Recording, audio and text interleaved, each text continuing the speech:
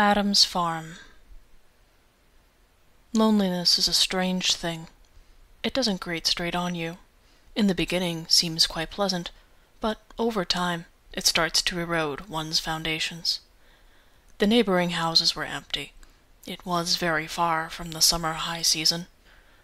Yes, some locals lived on a farm or two, but they plodded around unseen, and Adam saw them only when he made his arduous weekly expedition to the village shop. In the summer this would have been a piece of cake, 10 kilometers of bike pedaling, but in the winter it was an honest challenge, in the crummy, gray, wet weather, when even a little wind is hard on the cheeks, when it crawls in between your collar and moistens your clothes. Even his boots let water in from beneath the toe. Wool socks, of course, were a good thing. Adam bought ciggies, buckwheat, noodles, 3 bars of chocolate, of which he ate 2 the moment he got home, so-called rocket matches. The matches had flies off the stick in no particular direction, making them almost the worst matches Adam had ever used. Each cigarette usually cost 3 or 4 matches to light, so he ran out abnormally quickly, which is certain death for a polar expedition. Milk, 3 loaves of bread, 3 packs of butter, carrots, 7 beets, half a kilo of ground meat, 3 jars of beans, 10 eggs, and coffee. Adam trudged back home with his catch and felt sapped, but nevertheless active and spry. He relit the fire and cooked his dinner, but when the evening arrived, all his important chores were finished. There was nothing left but to start writing. Adam blinked glumly at his notebook and felt the misery in his heart only swell. A nice batch of ideas had incubated in his head, of course, but for some reason a complete emptiness held sway there now. It was wide and barren, and not a single worthy thought could be seen anywhere on the horizon. The only thing he'd have wanted to do was to hear a person's voice, open the door and see that someone was there, though the idea that there was anyone else in the world at all seemed very doubtful at the moment. And as nobody seemed to exist, why should Adam just idly scratch up his notebook? For whom? As time passed, other tasks that had once seemed useful also turned somehow dubious. You don't, in fact, have to bathe every day, to say nothing of such fussy things as making your bed or combing your hair, and those habits were not much ingrained in Adam anyway. But Adam thought of an old relative who lived completely alone for decades and still never faltered on 2 things. Every morning he would use a curved comb to bring his hair from his brow back over his head to the nape of his neck, and he made his bed, ultimately covering it with a day blanket. Such unshakable habits are probably helpful for survival because, otherwise, it's very easy to lose your hold on civilization. Adam didn't shave and didn't bathe, which would have been too much hassle.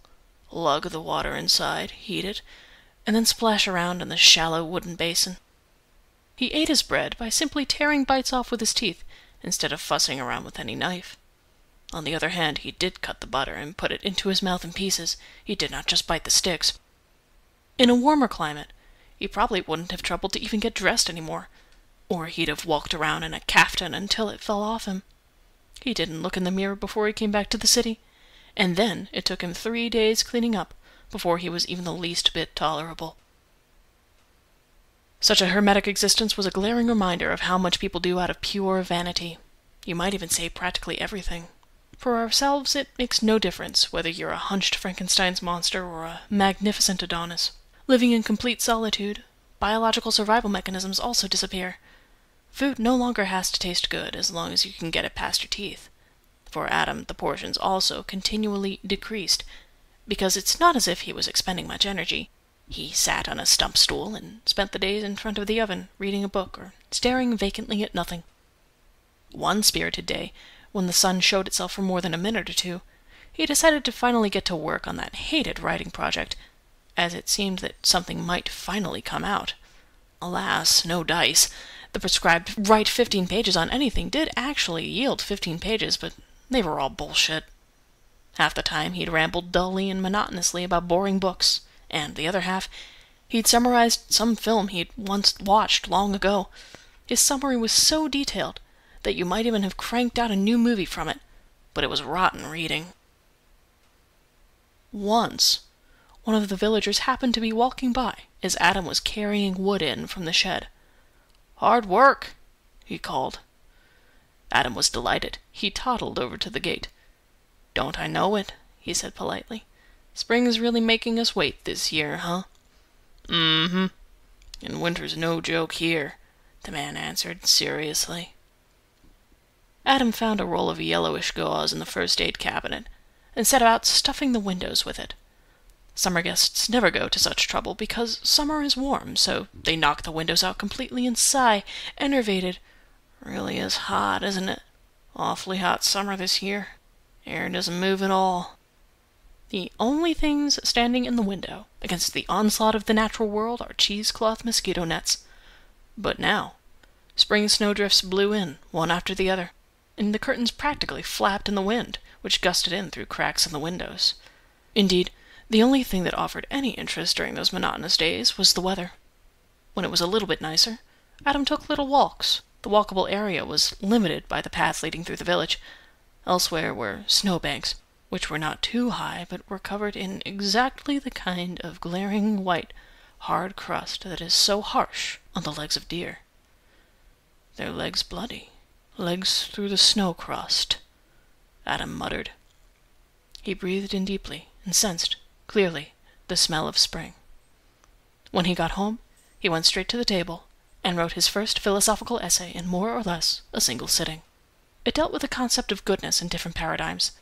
Right from the outset, he put aside the concept of God, which everybody breaks their teeth on anyway, because it's perfectly clear that elusiveness to human reason is inherent in the idea itself. For whatever reason, a whole drove of goat-headed philosophers had still decided to go bang their horns around there, gradually thinking themselves nuts in the process. Now, Adam took only a single predicate of God, goodness, and declared that if it exists at all, it ought to be complete, because you can't imagine a God who is good among other things, or partly good, or even good with caveats, sometimes good, or maybe even he'll shake your hand if he's in a good mood. There is something extremely appealing in such an image, but it contradicts the idea of God in every way. It was a long spiel, but at the end he arrived at a predictable conclusion. It is not worth living for yourself. Simply getting up in the morning, having a coffee, and getting on with the day is something everyone does, no matter what. A better aim than making all people better and happier has not yet been imagined, and can't be. If the world revolution is just stepped out, and there's nothing coming to greet you in its place, or it's currently wandering around in the far corners of the world you can't get to, then sure, you can go around griping, but there's nothing honorable in that. Everything in a person must be great, and his strivings must be directed toward that which is most important. As he tried to go to sleep, titles swirled around his head. Humanity's minimum program. The problem of work. What is happiness? Money, the only thing you can do with it is give it away. People are family. And so on, in that spirit, so that he didn't sleep a wink.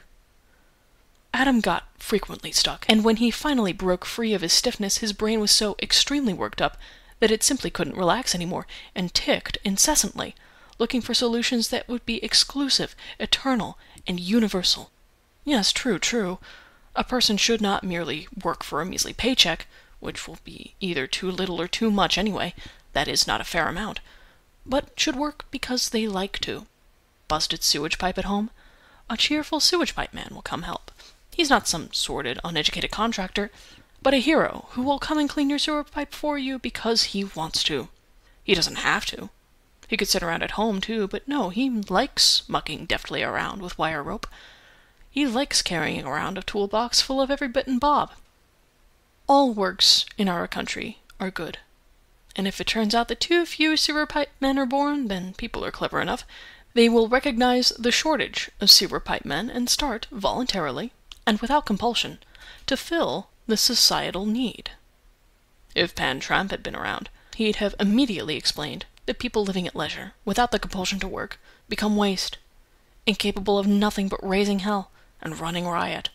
Some will raise the crime rate just to add excitement to their lives. Others will stare at their bedroom walls for long enough to go insane and hang themselves, unable to figure out what to do, or why they exist at all, if nobody ever actually needs them for anything. That's just a way of existing only for yourself, don't you get it? Adam did not. His plans for changing the world didn't account a jot for human nature. A person is simply a happy tool to make society operate well, a little collective bee with furry legs, overjoyed to fly over hectare after hectare of blossoms for the common good. None of these furry legs wants to stash honey aside for itself, stockpile its own honey property, or buy up the bigger nectar lands, the big old lindens, the heather regions, the rapeseed fields. Rapeseed honey isn't much to speak of anyway. It doesn't even occur to them to nab more than they need for today. Is there not some mistake in the story anthropologists tell? Is a person not, overall, a collective being? Conversely, maybe man is a reclusive wasp, the kind that's got 500 different species, each with its own customs and practices, and this recluse doesn't tolerate others like him for a moment, saying, "No, that wasp, he's not like me at all. Look at him. He's got a black head and dragonfly eyes." Or, "That other guy's got short legs and all. Look where he lives, in the ground in some kind of squalid hole down there."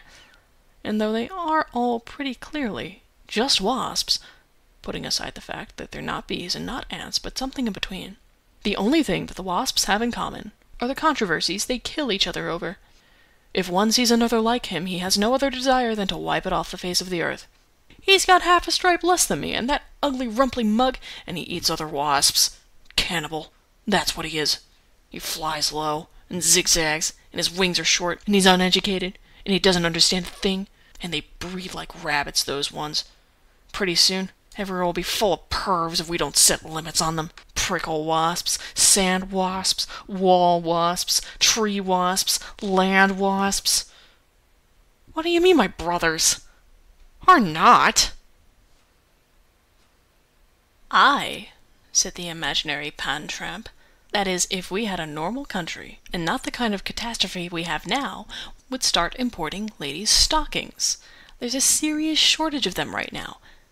In that case, would I not be like your helpful plumber? I'd be filling a societal demand, because women want stockings, and men want to slowly take them off women's legs, and that's exactly as it should be, because it's the way it's always been. The only things that distinguish a person from an animal are artificial needs. It's not reason or speech. You talk about a minimum program, a warm room, grub, whatever. That's for animals. A person wants stockings, furniture in their warm room, then a bigger room, more things. Eventually, it'd be good if you could get your paws on a whole district, do some development. There's no limit to that. Want doesn't end somewhere. You can want the whole universe for yourself, along with galaxy clusters and the local gods that watch over them. Adam, you want a happy person?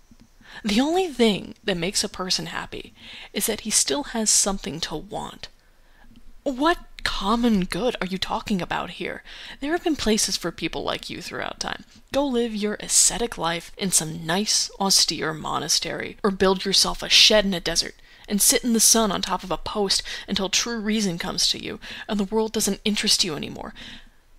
People who take care of their souls don't think about others, about the world, about life. No, they think exclusively about themselves and their God. They wait until their being disappears, and they dissolve into nothing, which will happen anyway. No point fighting for it to come sooner." "Okay," Adam answered, in his mind, tossing around in bed. "Happiness is to want. Not wanting is blessedness. But unhappiness? Is it not possible to act in such a way that there would be less unhappiness? That there almost just wouldn't be any? Do you think suffering is a normal thing? I ask of the world, why is it so absurd? Why is it so shit? Because I think the absurdity comes from economics. You can't just live. You have to struggle at some bullshit all the time so you can pay your bills or heat your house so it's not too cold to read a book. There's no time to do anything fun because doing the bullshit tires you out. And the other thing that gets under your skin is relationships. They don't work. They're built on false assumptions. People don't understand each other because they haven't been taught what's normal. They've only ever seen the wrong models. So, let's say that a person is in the middle of some issue. What do? You try to solve the issue. The whole history of the world has been the history of solving problems. Some get done, and then we move on to the next. at the same time, there's this set of problems that don't go anywhere and just stay put, in an idea sense. These are the things that get under people's skin the most. The shit with relationships and the family model is one of the biggest of these boulders that people just hammer away their nerves and time on, and it just hasn't gotten better, but the problem, such as it is, never should have arisen in the first place. If you put people's drudgery in their relationships on normal foundations, then you'd free humanity's potential to solve bigger, more important problems. It's not like I'd stop at those solutions and say, great, nothing left to do anymore. So, in that sense, I agree that wanting never ends. But the fact that money doesn't make you happy, I know from my own experience. After my dad died, I had money, and I felt shittier than ever before. But, Adam! Pan Tramp-eyed the unhappy communist with a mother's sympathy. If happiness isn't in wealth, then the lack of wealth isn't a reason for unhappiness. So why weep for all the world's poor? You might actually be looking for something entirely different, but you've been struck blind by materialism. Maybe it's the immortal soul's anguished cry, and when a person in that kind of anguish goes and complains about it, they send him to a psychiatric hospital. Around here, they try to doctor the soul through the body, without ever considering that it isn't really possible. The darkness swelled and billowed around his bed. It was full of vicious, gloating specters, appearing like men, who came to hollow out his beautiful, straight-lined, right-angled, anyway, correct, philosophical tract. Some of these gloaters were gentle to the point of ludicrousness. These hated him most of all. Adam is symbolically representing goodness, one of them said, in a mocking tone. Adam's goodness is so great that you might completely forget the old days, when he used to get drunk and pick fights. No? That brawling? Evil is quite alive in him. He's just shoved it up his ass somewhere, and he says, nope, dunno, haven't seen it, ain't done nothing. If somewhere along the way a wave had washed against a beach differently, Adam would have become an alleyway goon. Not all the possibilities have been played out yet. That scene's still possible. Or Pan Makiewicz, the file capitalist, who sits behind his family's 500-year-old oak desk and brandishes a whip at its lazy workers. Or the kind of lazy pig who hires an overseer while he walks through art galleries like a gentleman, flower in his buttonhole. Or, especially likely, the kind of wealthy Decembrist who sells off his family's estate to support his farmhands, and then those same farmhands kill him off. A white stripe, like the sword of justice, appeared in the room. The moon had started to shine in between the curtains. It's absurd to think I pour out my heart like some knight in shining armor. Rich and poor are the two ends of a problem that conceals its own solution. I want poor people with guns to climb into rich men's gardens and destroy them. I want the poor part of the world to go and radically fuck up the rich part of the world's games. That way, rich people would be forced to take all their dead wise men's glittering technology and philosophical baggage and put it to use in some other way, in terms of culture, economics, what have you. Revolutions have generally been very stimulating. When things start to stagnate, I think we ought to go about things almost as if we're on drugs. Blow things up. You know what I mean. One day, Sulislav and I came to the conclusion that all this nonsense that happens in our corner of the world can't really be called socialism, capitalism, fascism, democracy, or dictatorship. It's just the shit that happened. And it basically just utilizes parts of existing ideologies in idiotic ways. If you call my vision of the world's future goodness par excellence, then we're clearly using the word goodness differently. I hate language and its inability to communicate. There is no reason to doubt that poor people will fuck up rich people's games. That's happened in lots of places, and not only in our century, but why do they fuck them up? To drive a Porsche themselves. No one's ever been able to imagine doing anything else. Material well-being is so completely the basis for existence that arguing against it is probably fruitless. In fact, the power of things over people deserves a longer treatise. Come to think of it, Nansen, recognizing the fact that riches bind hand and foot, believed that those who are still poor should rejoice. We still tend to think the opposite. Adam, maybe you should try to understand the inner life of the rich for a lark. It really shouldn't be so difficult. not given your family history. You benumbed counter-revolutionaries argue that art and other nice things are born in the polar expanse of the world's inequality. That's not only utterly unspiritual, but also a through-and-through materialist position. Do you think that spiritual things are still born from the filthy muck of the material world? Maybe you don't even need any spirituality. If not, why are your hearts so strained? There will come a day when you'll understand that your heart is strained not because of the world's poor or the world's injustice, but because you don't understand life, that you're dumb as a brick, Adam Makivitz, and that all your ideologies are bupkis. You'll start to fear death and marvel at life's absurdity like every other conscious being. And then you'll grab the first holy book you can get your snotty hands on and follow it to a T in your search for salvation. All of the world's gleam and desolation is nothing next to your soul, which is looking for salvation. Where is your black-bearded father now? He was quite content before his death. He knew he'd squared his accounts with God, and that he'd drunk all the vodka that was allotted to him on earth. When all the world's spiritual practices talk about resignation, then there's just as much truth in them as in your Marx's Kapital. One day capital won't interest you anymore. Prayer will. And why are you blathering on about capital at all? You can't stand money either way. Let somebody else worry about money. Great goodness and great evil are deviations, and great evil is even more unusual. Goodness can be goodness only next to evil. It's not that God just is and is also good, so you don't have to lose sleep with the devil. He exists. He does. You feel that evil, that darkness, in yourself all the time. You feel it whenever you discover some problem or relation that isn't right, that isn't how you like it, and you feel the need to storm about and change and fix everything so that it fits your understanding of right. You take yourself too seriously, Adam. Like the age you happen to live in, the age you think is some kind of totally unique end time in the spirit of the Last Judgment, where the sheep will be separated from the goats, and everybody will sit at the right hand of Makivitz. We don't stand on the threshold of some shining tomorrow, but in an ordinary point in history. We live in an ordinary empire that rises and falls, like every other evil empire, and it isn't even much eviler than any other. And the materialistic West, which began in the 12th century before the Renaissance, isn't some starting point for the future, but a strange and interesting mutation that will sooner or later go extinct. Then again, the most quarrelsome atheists come from the families of priests. So, we forgive you, and we pray now to Christ in heaven that he grant you an hour or two of rest.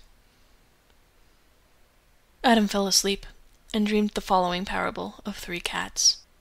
As soon as morning came and the feeding hands got moving around the house, the cats stormed to the dining table, each from its own place, because their assiduous owner fed these darling animals from the table, and ate on a chair in front of the stove, bowl in hand. The first to arrive was Farm Boy, a chunky fellow, with grey stripes and angular eyes, who had such a big mouth that he could fit the whole world in it. Then a dainty, white, well-fed creature bounded up and looked around expectantly for heaven's manna. The last to arrive was a black mammoth, who had until now been sleeping somewhere behind the curtain. Storming over for feeding time, it first slipped off its chair onto the floor, and then hopped straight up from there onto the table, waved its tail, and hissed at the grey. None of them had been hungry for long. They were fed 5 or 6 times a day. Each cat had its own dish.